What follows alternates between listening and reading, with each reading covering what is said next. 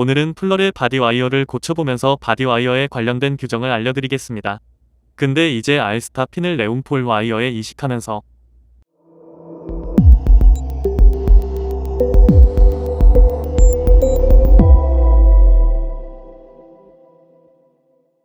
안녕하세요. 카엘지라는 개발자입니다. 우선 플러레 바디와이어의 구조에 대해 알려드려야겠죠. 바디와이어는 크게 칼쪽 플러그, 일쪽 플러그, 전선, 악어 집게로 구성되어 있습니다. 칼쪽 플러그에는 얇은 핀, 두꺼운 핀과 잠금 장치가, 일쪽 플러그에는 20mm, 15mm 간격의 두꺼운 4mm 핀 3개가 있습니다. 핀 사이 연결은 화면을 참고해주세요. 연결된 부품 사이 전기 저항은 1옴을 넘을 수 없습니다. 그럼 바디와이어에 전기가 통하는지를 어떻게 판단할 수 있을까요? 바로 이런 멀티미터를 사용해서 판단할 수 있습니다. 보통 멀티미터에는 전기가 통하는 경우 소리가 나는 측정 모드가 있습니다. 이 경우 두 핀 사이에 연결된 물체에 전기가 통하면 지금과 같이 소리가 나게 됩니다.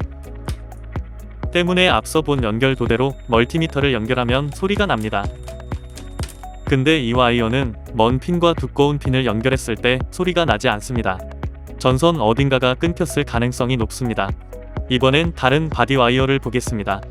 이건 레운폴 제품인데 방금 본 알스타 와이어와 핀 모양이 다릅니다. 칼쪽 핀에 있는 구조물이 매우 약해 얇은 핀이 가닥가닥 끊어져 있는 것이 보입니다. 이 바디와이어의 경우 또 다른 문제점이 있는데요. 바로 악어 집게를 연결하는 전선이 끊어졌다는 것입니다. 이 부분은 다시 연결해줘야겠죠. 나머지 핀도 멀티미터를 사용해 전기가 통하는지 확인해봅니다. 아무 이상 없는 것을 확인할 수 있습니다. 사실 아까 본 바디와이어의 경우 규정상 더 이상 사용할 수 없는 플러그 케이싱을 갖고 있습니다. 최신 M29.1B에선 칼쪽과 몸쪽 두 플러그 모두 투명한 재질로 만들어져야 한다고 규정하고 있기 때문입니다. 때문에 저는 어차피 규정상 사용할 수 없는 알스타 바디와이어에서 칼쪽 핀을 가져와 레운폴 바디와이어에 부러진 칼쪽 핀을 대체하고 끊어진 악어 집게 전선을 연결하는 작업을 해보겠습니다. 우선 알스타 칼쪽 플러그를 분해합니다. 나사를 2개 풀면 플러그가 열릴 것 같지만 사실 알스타 칼쪽 플러그는 잠금 장치까지 분해해야 열리는 구조로 설계되어 있습니다. 한 가지 기능 고장을 해결하기 위해 멀쩡한 장치까지 분해하게 만든 이 구조 때문에 저는 알스타 바디와이어보다 레운폴 바디와이어를 선호합니다. 원래는 플러그 케이싱에 달린 너트도 자동적으로 빠집니다. 재조립할 때 너트와 케이싱을 동시에 누르면서 핀이 제자리에 있도록 유지하면서 나사를 돌려야 하는 번거로운 과정을 거쳐야 하는데요. 그게 싫어서 이 너트들은 제가 순간 접착제로 케이싱에 붙여뒀습니다. 이렇게 우여곡절 끝에 칼쪽 플러그를 열면 내부의 전선과 핀이 노출됩니다. 핀의 밑부분엔 전선에 몰리는 작은 나사가 들어있습니다. 이 나사를 풀면 전선에서 핀을 뽑을 수 있습니다. 이제 사용할 핀만 남기고 나머지 부품들은 치워두도록 하죠. 이번엔 레운폴 와이어 칼쪽 플러그를 분해해보겠습니다. 특이하게도 레운폴은 바디와이어에 꽤 오래전부터 투명한 케이싱을 사용했습니다. 또 특이하게도 레운폴 바디와이어 칼쪽 플러그는 한 개의 나사를 풀면 분해되는 구조를 가지고 있습니다. 또한 잠금 장치는 한쪽 케이싱에 리벳으로 박혀 있어 전기 계통을 수리할 때는 건드릴 필요가 없습니다. 그럼 이제 이 두 핀을 제거해 보겠습니다. 알스타와 마찬가지로 핀에 박힌 나사를 풀어주면 핀과 전선이 분리됩니다. 다만 이번엔 다시 조립해야 하기 때문에 어떤 핀이 어떤 전선에 연결되었는지 기억해야 합니다. 보통 전선 2개가 결합된 경우 두 전선이 다른 색이나 무늬를 갖고 있기 때문에 어떤 핀에 연결된 전선인지 색을 보면 알 수 있습니다. 제 와이어는 핀선이 두꺼운 플러그, 투명한 선이 얇은 플러그에 연결되어 있는 걸 확인할 수 있네요. 바디와이어에서 핀을 뽑았으니 알스타 핀을 갈아 끼워 보겠습니다. 핀에 꽂힌 나사를 많이 풀어 핀 내부의 나사가 돌출된 부분이 없게 합니다. 그러고 전선을 정리해서 핀에 꽂고 나사를 조입니다. 반대쪽 핀도 마찬가지 순서로 작업하면 됩니다.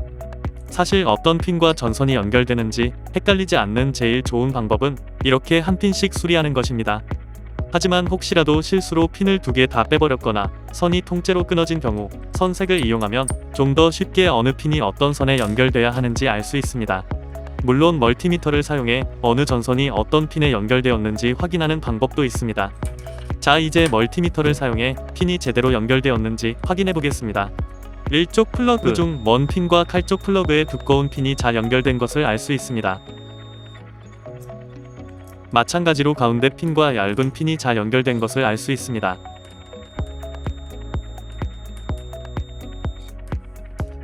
이제 케이싱만 조립하면 마무리됩니다. 플러그 케이싱에는 전선과 핀이 들어갈 홈이 파여 있습니다. 한쪽 케이싱에 얇은 핀, 굵은 핀이 들어갈 자리를 잘 확인해서 전선과 핀을 끼워 넣은 후 나머지 케이싱을 덮고 나사를 돌려 잠그면 조립이 끝납니다.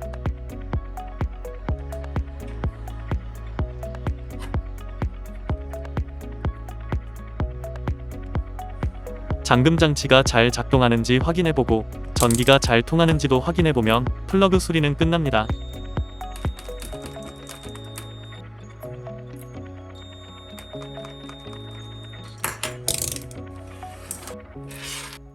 이번엔 악어 집게 수리입니다. 우선 끊어진 전선 피복을 벗겨 안쪽의 도체를 노출시켜야 합니다. 피복 벗기는 도구가 따로 있긴 하지만 그런 게 없는 경우 전선 피복에 칼로 살살 흠집을 한 바퀴 내고 피복을 잡아당기면 이렇게 쉽게 피복을 벗길 수 있습니다. 레운폴의 경우 전선 가닥이 얇아 악어 집게로 찝어서 당기면 피복이 벗겨지지 않고 전선이 통째로 끊어질 가능성이 큽니다. 칼을 사용해 피복을 벗기는 방법은 플러그 쪽 전선이 끊겼을 때도 사용할 수 있습니다.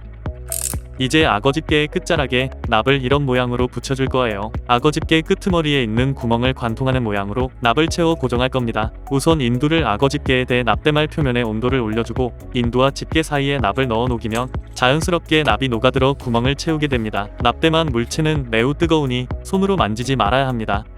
납이 잘 붙었는지 확인하고 악어 집게 끄트머리의 전선 고정 부위를 열어줍니다. 전선 금속사를 펼쳐 납이 붙을 표면적을 넓혀주고 아까 작업해둔 납에 올려둡니다. 집게에 납을 붙일 때와 마찬가지 과정으로 땜질해 전선을 붙이고 멀티미터기로 테스트해보면 잘 연결됐는지 확인할 수 있습니다. 소리가 나는 것을 보니 연결이 잘 됐네요. 확인이 됐다면 전선을 전선 고정 부위에 물려서 전선이 쉽게 끊어지지 않게 합니다. 마지막으로 모든 연결이 제대로 됐는지 멀티미터기로 확인해봅니다. 칼 쪽으로 연결된 전선은 문제가 없는데 악어 집게 쪽이 문제가 있네요. 소리가 지속적으로 나지 않고 중간에 끊겨요. 집게를 열어보니 접촉면이 녹슨 것을 알 수 있습니다. 사포블록으로 악어 집게의 녹슨 부위를 갈아내겠습니다. 이러면 집게로 집었을 때 전기가 안 통하는 부분이 없게 됩니다. 이제 이전 시합에서 장비 검사 완료 표식으로 달았던 케이블 타일을 조심스럽게 제거하고 바디와이어를 갈무리해주면 오늘의 전선 작업은 끝. 영상이 재밌거나 도움이 되었다면 구독과 좋아요 알림 설정 부탁드립니다. 그럼 모두 즐거운 펜싱 하세요.